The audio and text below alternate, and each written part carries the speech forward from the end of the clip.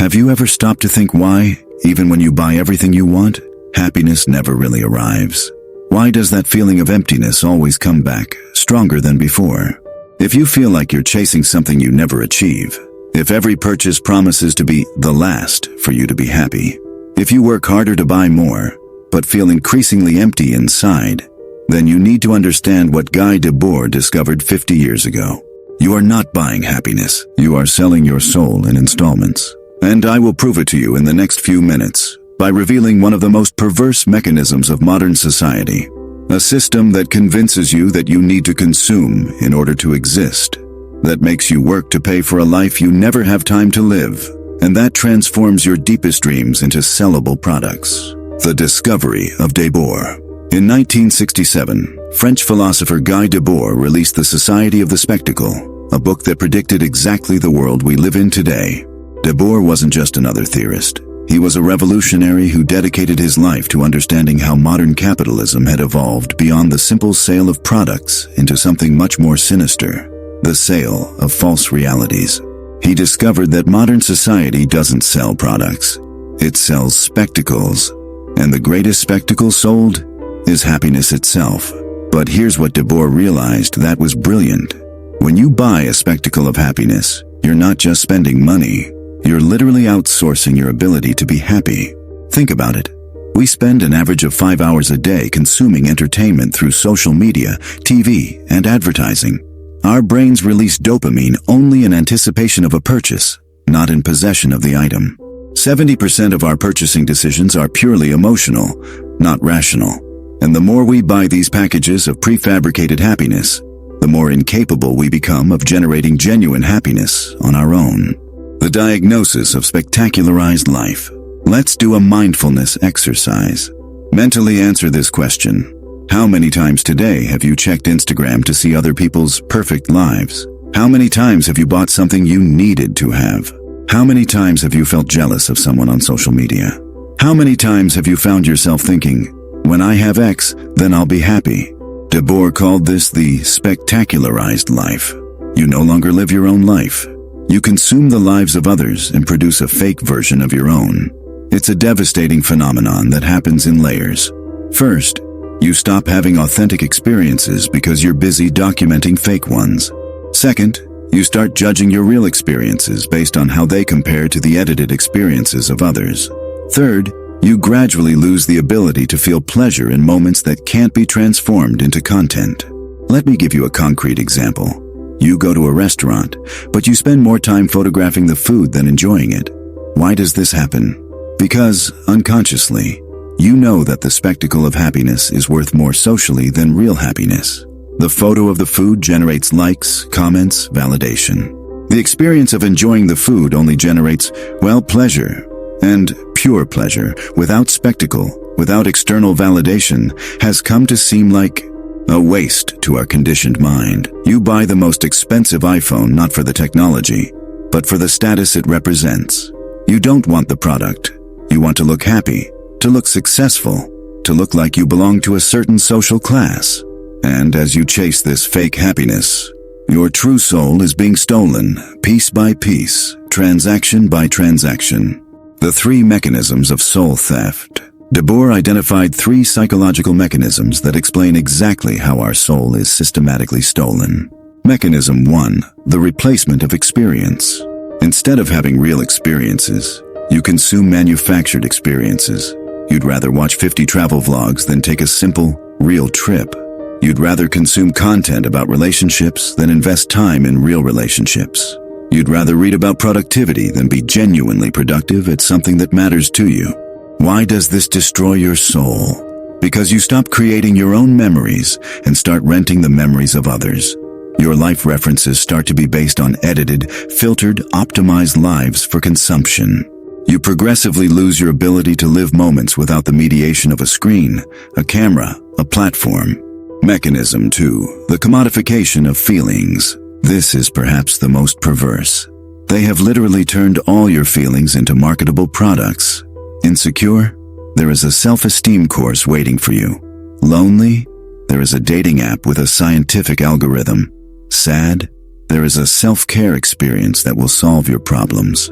Anxious? There is a method, a book, a specialized coach. The problem isn't seeking help.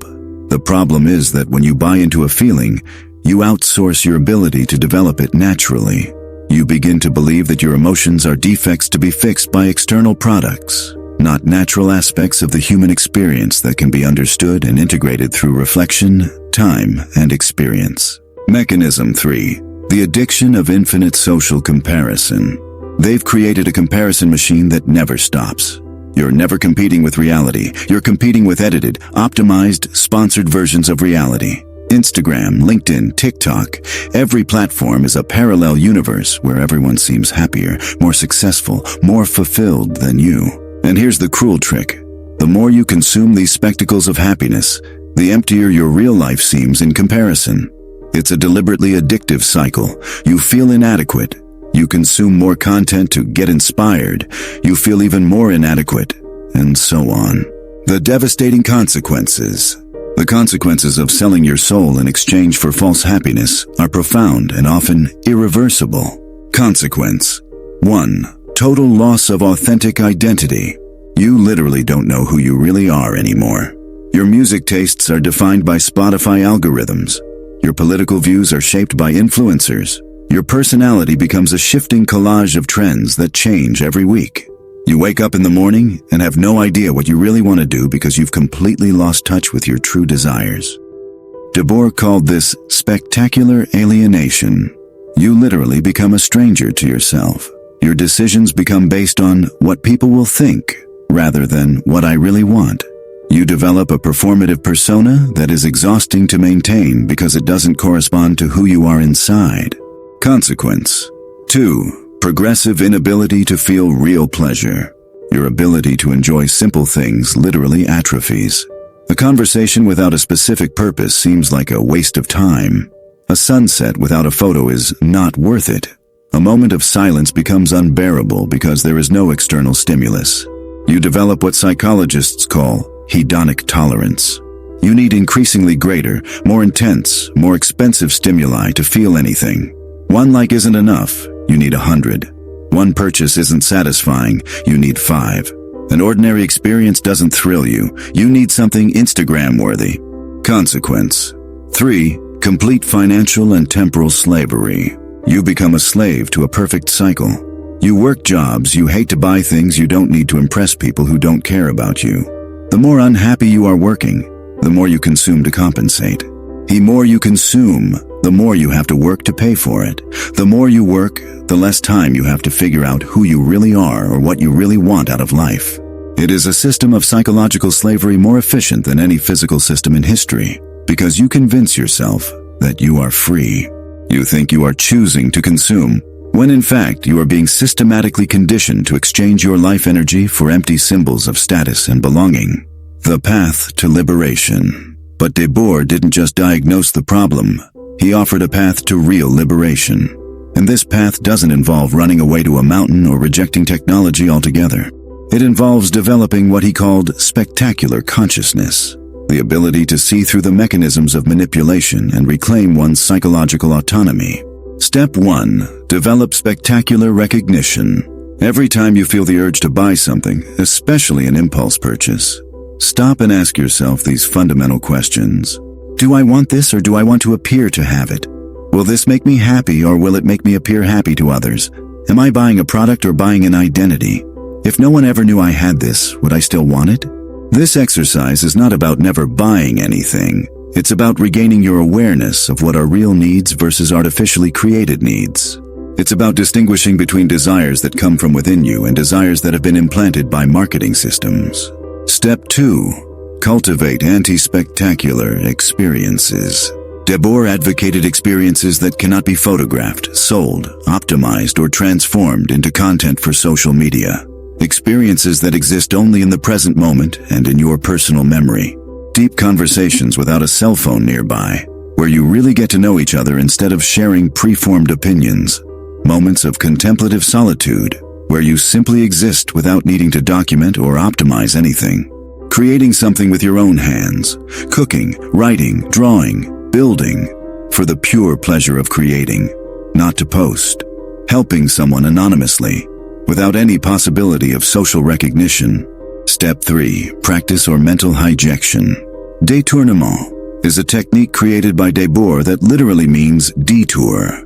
It is the art of subverting the messages of the spectacle using the very tools of the system. In practical terms, when you see an ad promising happiness, ask yourself, what are they really selling? What specific insecurity are they playing on? How does this message make me feel about my current life? Use social media as a tool for real connection, not comparison. Actively seek out content that makes you think, not just content that makes you feel. Turn moments of automatic consumption into moments of conscious reflection.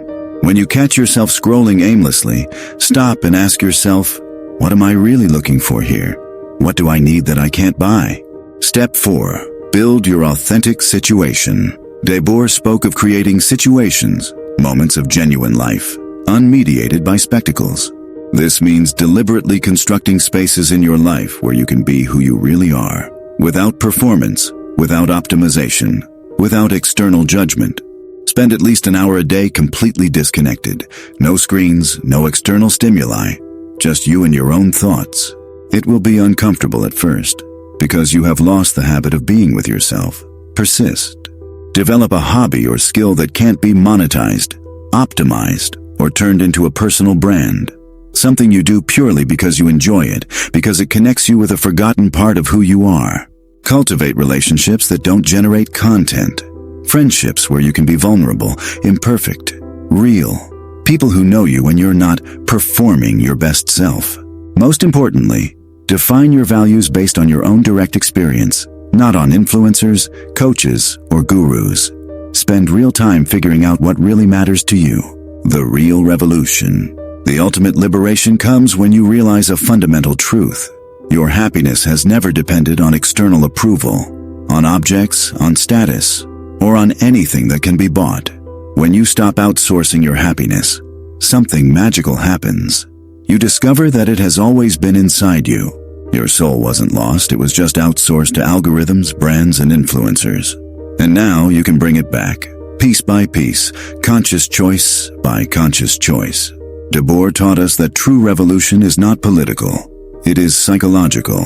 It is the daily refusal to sell one's soul in exchange for illusions of happiness manufactured by others. It is the courage to be boring to others in order to be interesting to oneself. Because in the end, the most expensive happiness in the world is the one you can't buy. It's the one you discover you've always been, the one you are, when you peel away all the layers of spectacle. The question is, are you ready to stop selling your soul in installments? Are you ready to discover who you really are when no one is looking? If your answer is yes, you have just taken the first step towards real freedom. A freedom that no algorithm can predict, no brand can sell, and no influencer can teach, because it already exists within you.